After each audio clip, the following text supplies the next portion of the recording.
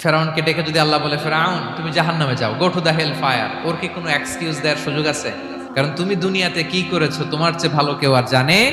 এখন প্রশ্ন হচ্ছে, কেন আল্লাহ এই পরীক্ষা নেন? কেন আল্লাহ তাআলা সূরা মুলকে বলেছেন এই পৃথিবী সাজানোর, এই জীবন মৃত্যুর এই খেলা, এটার উদ্দেশ্যটাকে আল্লাহ তাআলা স্পষ্ট করে বলেছেন। জীবন মৃত্যু দিয়ে তোমাদের জীবনকে সাজানো হয়েছে এজন্য, যাতে করে তিনি তোমাদের পরীক্ষা করতে পারেন কে কাজে ভালো, আমলে ভালো, এটা দেখার জন্য।